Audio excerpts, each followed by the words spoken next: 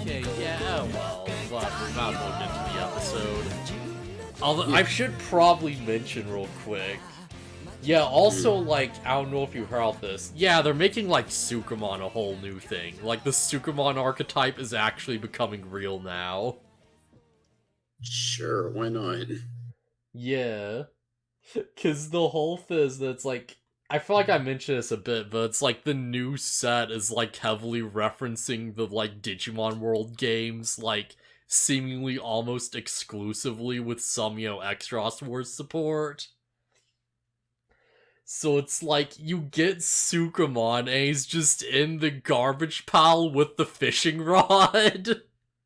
And it's like his and Shumon's whole things is that, like, if they're destroyed or if something they evolve into are destroyed, then, you get to, like, play cards for free or do all kinds of nice stuff. And then you evolve into King Sukamon, where his whole deal is if you have a set number of Sukamon in your trash, and, like, he either is, like, evolved into or hard played, then, like, you can turn another Digimon on the field into a Sukamon, which means one of your opponent's Digimon. And then, like, if one of your Sukamon would be destroyed by, like, trying to attack security and dying or, like, literally anything, then, you can, like, sacrifice any other Sukamon to prevent its destruction. So you turn something to a Sukamon, you attack, and then you destroy your opponent's Sukamon. It's actually a really, like, cool sup. Also, yeah, just straight up King Sukamon's just in the game now. As art is just straight up, like, reverting something from a Sukamon to its original form, which is awesome. But yeah, that's been really cool. I'm loving that a lot. Yeah. Is that the only, like, reference to King Sukamon outside of World? Is now that he's in the card game? I believe so. I haven't seen him in anything else so far. Also, yeah, just straight up, the option card for the set that you get for this archetype is just Horizontal Kick. Of course. Of course. And it just straight up, like, it just makes it so that, one of your Digimon is unblockable, and, like, if they die, you gain memory, so it's, like, works really well with the whole setup, yeah? Until the end of your opponent's turn, yeah. So either, like, you suicide them into security and they just, like, waste themselves, or your opponent tries to get rid of one of your things and you use King Sukamon's ability to turn the target of the thing to the one you want them to target, and you get the memory off of it. So yeah, really nice card, seemingly. Although the fact that it costs 2 and gives you 3 is not amazing. But yeah, off of Digimon onto Digimon. Because, yeah, just straight up, this episode, yeah, we just finally made it to the Venus Rose, everybody. We did it. We made it. It's about time. It's about time. And boy, this is a weird-looking area. But yeah, honestly, there's, like, first half of this episode, there's not much to really talk about. Like this, they make it there, and Pokemon has a quick joke of like, oh yeah, well of course, we don't know what traps are gonna be there, but of course, you're gonna say we should charge ahead anyways, and like, do our best, right, Takuya? And Takuya's like, nah, this seems a bit dangerous. And he's like, just kidding, we should charge on and do our best. And given how strong Truvimon is, boy, this seems like a really freaking bad idea. Like, so much so that when Takuya said maybe we should hold off on this, I was like, oh yeah, no, this actually makes logical sense. Are we actually gonna have the characters do so? No, we're just gonna go in. Alright, okay, let's just go in then. Full steam ahead. Full steam ahead, and the party immediately almost gets wiped by a couple of Phantomon. Just Yes. immediately. Because they go in, it's like, the gate guards are the Phantomon, and they're like, okay, well, our capes lead to another dimension, so we can move around really, really fast, and, like, steal you away to put our little eyeball pendant. And they pretty quickly get everyone in the main group, except for Koichi, who just beats them very effortlessly. Yeah. And it's worth pointing out the Phantomon is an ultimate level. Oh, yeah. At this point, everyone's just like, everyone's past ultimate. Yeah, and he beat the clone of Omega, so. Yeah. If nothing else, it's like, all of the main cast are past ultimate, and Koichi and the main duo are on, like, mega level. Like, so far, they're the big three, and that's going to change. Oh boy, is that going to change hard. But yeah, they go a bit further, and they find something a bit interesting, because there's just a room where there's, like, you know, all these, like, just shadows of Digimon where you can't make out what they're supposed to be, just being suspended in these weird prisons, and they're trying to, like, you know, reach their hands out to grab them and stuff. And it turns out that is, like, the Guardian Goatmon explains their prison warden. These are people who screwed with Cherubimon and, like, you know, were imprisoned, seemingly. These are, like, Cherubimon's victims. Yep. So my first thought is, like, okay, how do we release these things so we have some support? We do not do that. You don't. I guess Goatmon was like, yeah, no, we're just not gonna even think about that, and they just leave them be. But yeah, interesting to note that they could have done something there. I get the feeling that because they didn't do anything, they couldn't have done anything about it. I don't know. I feel like someone should have at least brought up, right? I know this episode's already pretty packed, but that feels like it'd be a very worthwhile thing to, like, mention. But yeah. So I keep going inside, and it's like, alright, what's next about the, like... Right, this is where they finally find Ophanimon. Because it's like, they finally managed to make it to the prison where Ophanimon's being held, in this weird room full of light, where she's being imprisoned by a cage of light. And Seems like a weird thing to imprison Ophanimon in. Yeah. To be fair, if the last episode was any indication, Cherubimon seems to be weak against darkness. So maybe Ophanimon's weakness is just light.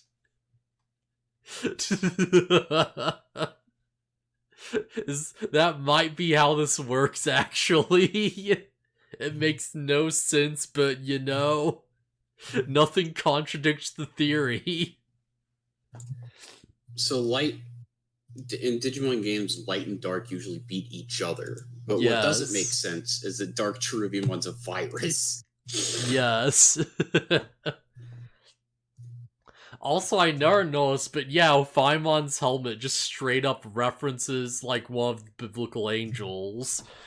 Yeah, she is, like, yeah, she has the, like, lion head, the, like, eagle, the ox head, they're all, like, on the top of there. And, like, you know, under that, she is, like, her human face, and that's the human head. And she has, like, the wheels on the shoulders, which I believe are also, like, I don't know if it's that specific angel, but it's definitely referencing a different one. But yeah, they actually have their references down on this one, surprisingly. I never actually noticed before. Like, I knew the wheels were a thing. I didn't notice she had, like, you know, the 4 beasts on her head. Or the 4, like, faces, or whatever you'd say it. Right.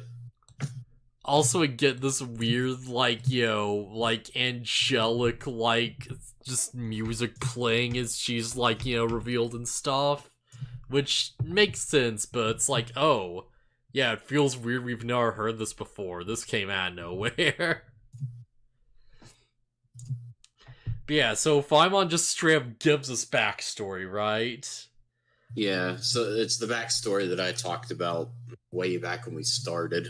Yeah, this is like the backstory we've heard way back before when like they first saw the impression of Lucimon on the cliffside.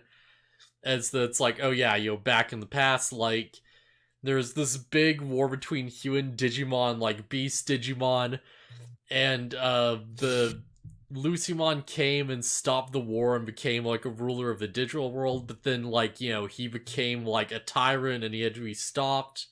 And then like that led to the three great angels ruling things, but then Cherubimon felt like ostracized because he was the only one that was like of the beast tribe. He was the only beast Digimon among them. Yeah, because Ophanimon and Seraphimon are both human types. Yeah, so we get in this flashback, which I would have loved to see as like a fully drawn out standalone episode. Like this would have made a great one off. Where Yeah, it's because like, yeah. it feels stupid that Dark Cherubimon shows up with his army of beast Digimon and then throws a single lightning bolt at uh, Seraphimon and defeats him in one hit, and then Ophanimon just surrenders. Yeah, I don't even like It's hate like that. It's just like it feels like these characters like there's more of a story here you could have flushed out, right? I don't like it. I think it's stupid because it's like just team up against Cherubimon. You're 2-1, and you both have a type advantage on him. Well, at that point, like Seraphimon's out cold, and hey, if you fight, Seraphimon might die. So My point is why that's kind of also part of my point is like Seraphimon shouldn't have gone down in a single hit. oh yeah. Although I guess in a sense, like Cherubimon also has a type advantage. Well, actually, no, he doesn't because he's virus. But yeah. His type advantage would be normalized because he's attacking a vaccine type as a virus. Yeah, but he is using darkness, so that does add it to it. No, it just normalizes it. Yeah, yeah, I guess. I don't know. It I mean that's how it works in Pokemon and that's how it works in Digimon games too. If I remember, it's like aren't types like 1.25 times and like Cyber Sleuth or something, and it's like the vaccine data virus thing is like 50% or something, which I doesn't like support the thing I'm saying, but like it is worth knowing that What I'm saying is if a dark virus type attacks a light vaccine type, it'll normalize the damage. It won't have any extra effectiveness. It won't be any weaker, but it won't be like any stronger either. sure, why not? But yeah, what I'm getting is that it's like from a character perspective, it's like, okay, well, there's this whole thing where it's like, there's these three people and they're trying to like rule together, and one of them's feeling like ostracized, and they go from like being fine with their position, being like, well, wait a minute, who says like, you have a right to rule and all this stuff?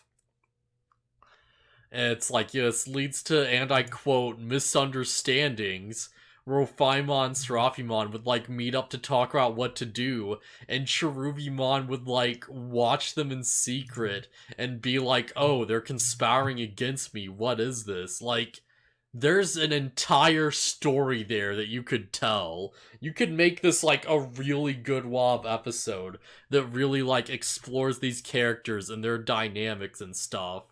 Because, like, we get a bit of, like, well, of course, like, Seraphimon goes down, Ophaimon, like, seems to cry through her helmet somehow and just surrenders immediately.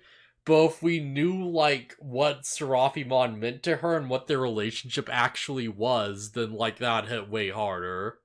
I think, like, if they needed more episodes, they could have dragged this out one more for this, like, purpose. I feel like that would have been completely fine.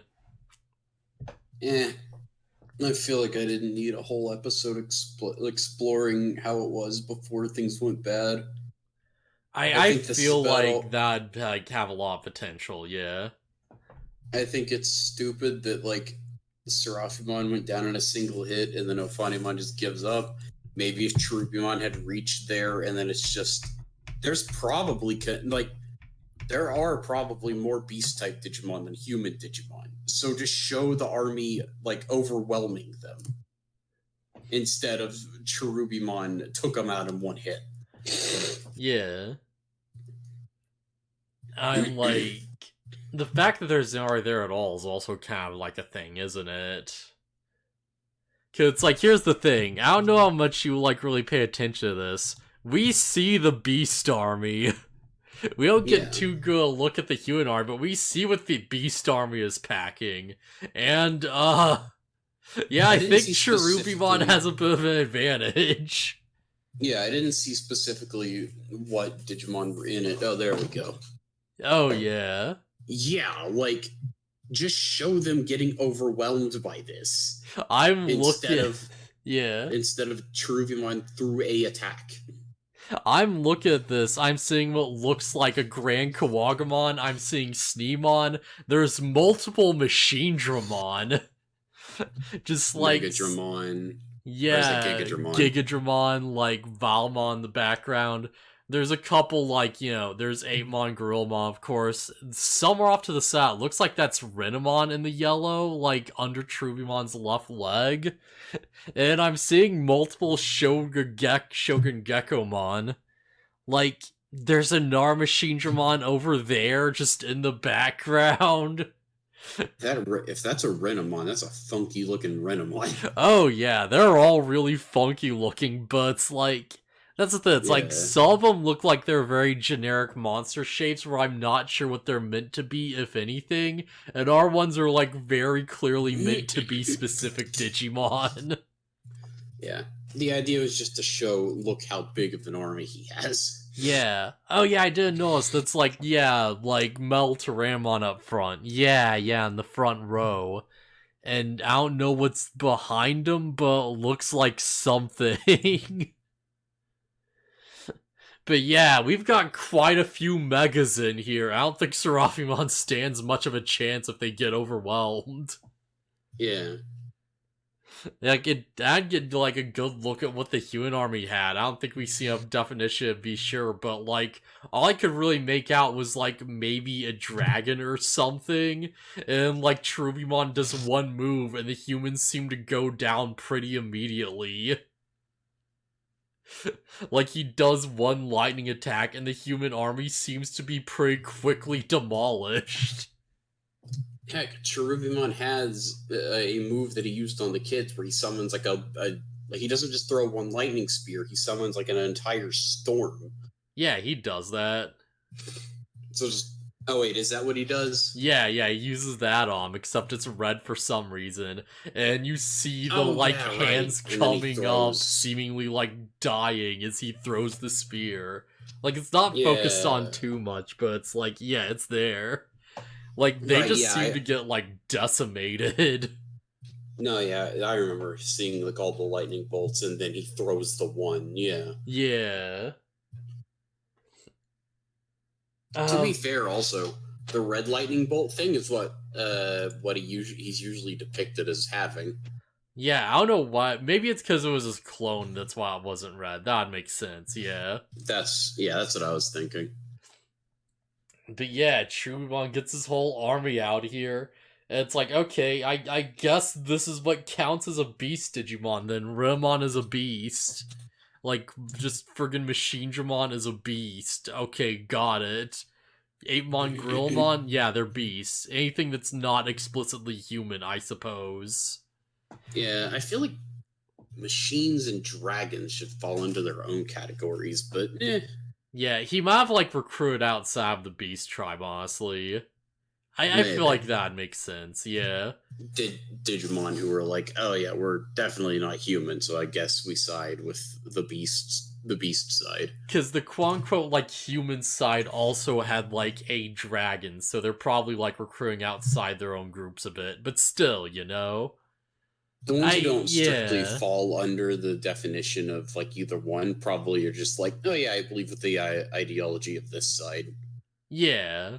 The ideology of, like, beast superiority, I guess. You know what? I do identify more as a beast than a human. Yeah, let's go. Leomon's just watching this like, oh, but which one do I choose? I mean, if we're talking regular Leomon, who's supposed to be a good guy, he probably looks at this and goes, I'm siding with the humans. Yeah, of course. Although Or Panjumon seemed to humanoid, I side with, guess. like, Cherubimon. Yeah, I guess it just depends, but I mean, regular Leomon seems like he would. I think somewhere over here I spotted something that looked like Flare Rizamon, but it's hard to tell. I can't see him right now. But yeah. Jeez. I'm still wondering what that thing with, like, the dragon wings is in, like, the front row, like, behind Melteramon. It looks like it's something, I just can't tell. Oh well. You know what? Panjumon is apparently a vaccine type, so it is weird that he was like. I know that vaccine virus doesn't really determine if the Digimon is a good guy or a bad guy, but it's like typically a vaccine will be a good guy. There is one thing here I do want to, like, point out, which is very important, which is that it's like, how did Cherubimon get corrupted and become evil? Evil thoughts. That seems to be all it was. Is that just it? 'Cause it's like, the power to, like, take people's emotions and, like, corrupt them to turn them to the dark side seems to be Cherubimon's entire gimmick. But it's like, seemingly you see a bunch of, like, black hands and stuff come out of the digital world itself or out of the ground, and they, like, turn him evil. So it seems like this is a power he gained from another source, and I don't know if that's gonna be Lucimon or not. That's a fair assumption that it could be, but it could also just be as simple as data can be corrupted, therefore corrupt data, and then he's evil. Yeah, just some random unnamed virus or something. Because it's like, I'm thinking this through, and it's like, okay, Lucimon, like, Cherubion wants to rule the world, but I know that eventually it's like he's gathering data, and that somehow this is going to lead to Lucimon, because of course. Yeah. So, like, how do we get from this to that, I don't remember, so we'll see. Yeah. Side note, did you know in the card game, if your Cherubimon dies, then, like, for literally any reason, by the way, like, either it turns good or it's destroyed or what? Like, because you can play good Cherubimon to destroy, like, Cherubimon evil, and it, like, makes it, cost efficient and stuff, and you get effects off of it. But if he dies for any reason, you can play any level 3 in the game from your graveyard, including Lucimon. Which is really good because he gives you +1 recovery and is also just, like, stupidly powerful for, like, a rookie. Yeah, that's about right. Yeah. I believe that it's like Crusadermon can also just, like, play him basically for free, but it's like a bit of a slower, like, setup. Like, it's a bit less reliable and, like, a bit harder to pull off. Because, like, Crusadermon has to survive the round first to attack. Well, I probably shouldn't say, like, less reliable, but yeah. I've been trying to get a friend. He was, like, asking me about Cyber Sleuth. It's like, what kind of game is it, like, gameplay wise? It's like, oh, it's just a turn-based RPG, and, like, if it's on sale, and I was trying to convince him to get it. I just thought about that because Lucimon is really strong in Cyber Sleuth for a rookie, but you have to work really hard to get him. Yeah. Like you have to interact with, like, the IV system basically to get Lucimon. Man, I know it's like, how was it? Next Order? Yeah, Digimon World Next Order. There's a Digimon that evolves in, like, one of his rookie forms they evolve into is, like, Lucimon. It's like, the Nyaramar or whatever, the cat one. And it's like, his requirements are stupidly high, but you get Digimon in your village that can, like, block off evolution routes to guarantee you'll get something if you meet the requirements. And because an entrained Digimon is guaranteed to evolve into a rookie, you just block off every other route, and you're guaranteed to get a Lucemon no matter what. Nice. Does he charge a bunch of money to do it, or? No, you can just casually do it. Because there are, Oh, like, so many forms in the game that, like, 100%ing the, like, you know, Digimon Digidex would be, like, impossible otherwise. alright. But yeah, it's pretty good cheese strats. Until he evolves, and then you have, like, a weaker form, kind of. Well, I guess I not mean, you really still... weaker, but, like, yeah, it's not, like, Chaos Mode. Well, then you just go start training. Yeah. Which sucks in that game because, like, normal It's mode not is great. basically hard mode for, like, training. Normal mode just lowers training stat gains. That's all it does. It just makes it way less convenient, and you have to go multiple generations to get anywhere. It's so bad. Yeah, I'm not crazy about Next Order. Finally, just don't survive 100% of the whole game. All items, Mon's achievements. Oh, nice. Dang, that's crazy. Yeah, it left me along with the lot of thoughts. Enjoyed my experience overall. Looking forward to the next story game. Oh, heck yeah. Crap, what was I getting? Yeah, right. There was something weird I learned out, like, Digimon World Next Order while trying to do a proper, like, playthrough for it on stream. Which is that it's like, yeah, apparently the, like, actual move power is basically bullcrap. Because all it does is it adds, like, that value to your attack. And every attack just does, like, your, like, you know, strength number and damage and just adds that value onto it. So it's like a lot of the weak level 1 moves are actually the best moves in the game because the extra power doesn't really add much of anything at all. And, like, they're way cheaper and have, like, nasty effects and stuff.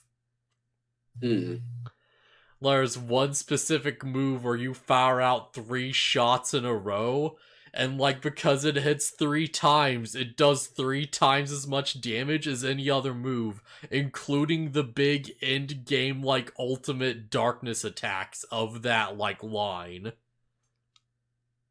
So that's dumb. Or 20 hours overall. Was thinking I'll pick up next door, but just not into the world games much. Yeah, that's fair. I feel like if you want to get into Digimon World 1, like, if you have a guide, it's not that bad. It's very doable, yeah, but it's like, it's totally preference. Yeah, if you want one that's more accessible, then look up the redigitized fan translation, and emulate it on PSP. Like most, most even bad computers can emulate PSP pretty reliably. Yeah. I switched the, like, Digimon World games, like, you know, the virtual pet racing games specifically, just weren't as grindy as they are, you know?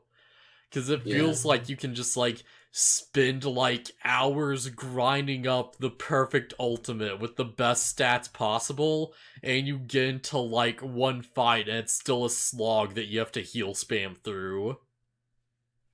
I enjoyed it though. I Yeah. like.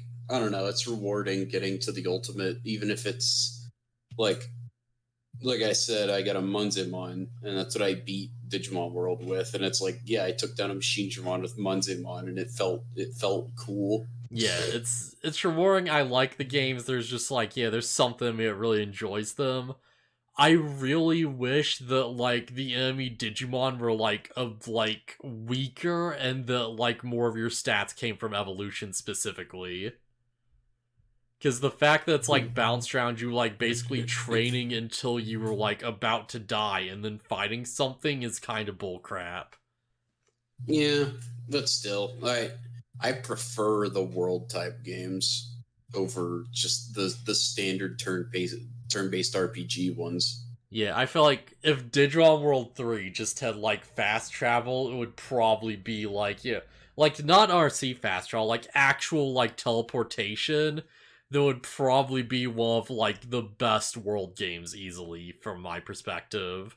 Just because, I like, you don't. know, if you just pay, like, 1,000 bits and just teleport to any city on the map, then done, easy. Yeah, I don't doubt that I would have liked World 3 if not for the fact that the backtracking just turned me off of it so hard that I never want to see it again. Yeah. Like, though that one element of that game ruined it. I've like in my original playthrough, I feel like I directly said it. It's like I've never seen a game so optimized around something people are going to hate. Yeah. Because the entire, like, just core systems of the game are all based around you, like, gaining evolution levels, like, over time, fight after fight, and having that be, like, a consistent, like, dopamine rush as you're, like, backtracking through nothing enemies constantly. It's so weird. Which is why when Yeah. I do, like, the Digimon World 3 redo of that playthrough, I'm like, that's the thing. It's like, first off, it's like you have a bunch of like evolution points. You still somehow have to grind because they're not like shared between your party members. So why do the replay through of that game? I feel like I'm gonna try and do like a one Digimon run. Because I've heard apparently it actually does weirdly make things easier. And you know what? If it cuts out grinding, screw it. That sounds like fun. I'd do If you that. if you just use your one Pokemon starter to, and only that, and then use it to steamroll everything. Yeah. Because that's the thing. It's like there's not really like that much of a type advantage system, and you like your one thing gets multiple forms anyways for like diversity. So it's like, oh, all the other two Digimon do is they give you a bit of a safety net and extra health pools. Yeah. And like DNA Digivolution forms, but let's be honest, how often you can realistically use those? I don't know because I have no idea how hard it is to like use those or like Like, what they cost or anything. they're good early game, but late game, it's like, you're not gonna have the forms to, like, get the specific thing that'll, like, do big damage, right? Like, it's gonna get to a point where it's like, oh, I can, like, go a Goonimon, or I can just stay as a Mega and just wreck things. Yeah. Digimon good with World's Exploration. Story combat or something kind of like Xenoblade with interesting yet different combat system. I can't agree. I think World is the best presentation for a Digimon series. Well, I think Digimon The Adventures in a crazy interesting world. Just wish I was more into the mechanics. Oh yeah, absolutely, yeah. Yeah, I understand why the world games aren't for everyone. It's just I think they're more interesting than like we just turned it into every other turn-based JRPG. And that's not a knock against like Cyber Sleuth and Hacker's Memory. Those are great games and they do that to a T. We turned into every other JRPG, but also we add this weird story where the main villain is introduced in the final hour just to immediately get betrayed by another Digimon that fuses with a random satellite, and they're just like, hey, stop me or I will, like, fuse with the Earth itself. And you have to fight the satellite just out in space, being dwarfed by the size of this thing with the Earth in the background. Wow. I mean, to be fair, you don't like people talk about him and like his presence is felt through like his actions, but like you don't see Analog Man until the end of Digimon World, like until you run across him in the last room. Yeah, he just comes out of nowhere too. Honestly, like, yeah, same for Overlord Gaia, which is a character I'm sure most people don't even know about, because nobody beat Digimon World 2. All I know is that Digimon World 2 is responsible for creating Chaos Dramon. Yes. Which is, weirdly enough, a human that's turned into a Digimon and just assimilates the parts of other, like, OC, like, color swap Digimon called the Chaos Lords. It's literally like, oh hey, it's Chaos War Greymon, and it's just War Greymon, but they colored him red. It's Chaos Piedmon. Oh no, it's Chaos Seadramon. I mean, it's not too dumb. Like there are just Digimon but black. Like, oh yeah, but it's like the color scheme is just very, like, it's very obvious that this is just what they did, you know? yeah, because Chaos Dramon is just Machine Dramon but red. And Yeah, to be fair, he looks more stuff. complete. Yeah, he does look more complete, but still. Man, I feel like I still prefer Machine Dramon over Chaos Dramon. Because I feel like I'm getting more used to him with time. Like, I get what they're going for. But, like, I like the fact that Machine Dramon is just, like, pure robot, you know? Like, he's pure soulless robot, and he has, like, the empty eye sockets and stuff, because there's nothing in there. And his evolution is, like, there is a thing in there wearing the armor. Because it's like, yeah, now he has, like, actual eyes and, like, teeth and stuff, and he's, like, you know, as you said, more complete, you know. He's, like, become his own, like, thing, and he's no longer just, like, a combination of, like, data from other Digimon. Right. I'm trying to get a better look, but as I've expressed in the past, official Digimon art is minuscule. I see. Yeah, I can see, like, there's, like, organic bits. Yeah, it's weirdly, like, organic bits, but also, like, the skin is this weird, like, mesh of, like, you know, like, it's like a weird grid section, like a virtual plane or whatever, you know? Like the datascape or whatever. But it's, like, red. It's a very weird look. Like, it's definitely taken me a while to kind of, like, you know, I guess kind of, like, accept it or whatever. Like, it's grown on me a bit more with time. I'm kind of getting more used to it, but it's like, you know, I don't know, still feels like a bit of a step down. That's not cool. Really a step down, but, like, yeah. But yeah, Anna. Honestly, I still like, you know, Millenniummon is, like, Machine Dramon's canon evolution more. Because, of course, right? It's Millenniummon. You just fuse with this other weirdo composite thing, and you make an even bigger, even weirder O composite.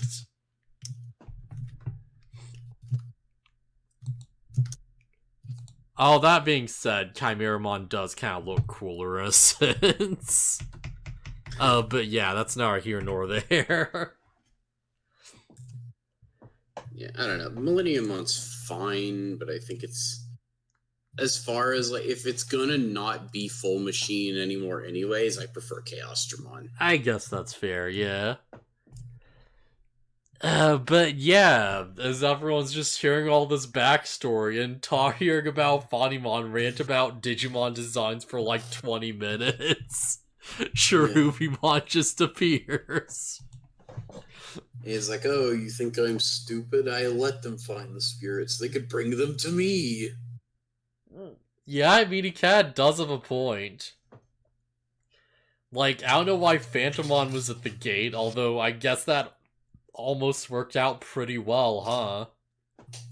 Yeah, well, if Phantomon kills them, then they just take their spirits and present them to Cherubimon. Yeah, because all the heroes have all the dark spirits as well, or all the other, like, 10 warriors, I should say, in their Digivices. So it's like, yeah, not only does he have all of theirs, he has, like, all the ones he lost to, and he can just, like, you know, beat them and then rebuild and then be twice as strong and have twice as many, like, hybrids to fight for him. So yeah, also this is one heck of a cool final boss up, I'm not gonna lie. Yeah, in this big glowing room where it's too bright to see anything. This big glowing room full of light and like crystals and stuff, and Cherubimon just descends, and he's this big evil like unholy like dark purple rabbit thing just like intruding on this light area. I don't know, something about it just feels really cool. Yeah. But yeah, anything else we really want to say about this? I like the little bit where Goatmon shows up and they're like, dude, like show us something to prove that you're our ally. And then Patamon flies over and he's like, yay! And it's like, all right, I guess we could trust him. Yeah, I guess Patamon's made his decision. Fair enough. I think this is like a good episode. Yeah. Yeah. Also, I do like that. Despite Goatmon being a good guy, like because his duty is like to guard over the souls of the defeated or whatever, like the bell that hangs around his neck is like constantly tolling and it's kind of creepy. Oh yeah, yeah. Man, it's really neat that like, Goatmon just like he appears and he's like, you know what? Don't worry, I'm on your side. Come on, I'll take you to where the thing is. And they just like go and they don't have to like kill him or something. It's like, yeah, even in Trubimon's order, there are people who are like still, on their side, even among the Beast Digimon. Yeah. But yeah, good episode. Probably a bit like, I guess packed in terms of pacing or whatever. But I mean, it's fine. We gotta give like, Laomon a win, so that's alright. Yeah, I'm fine with that.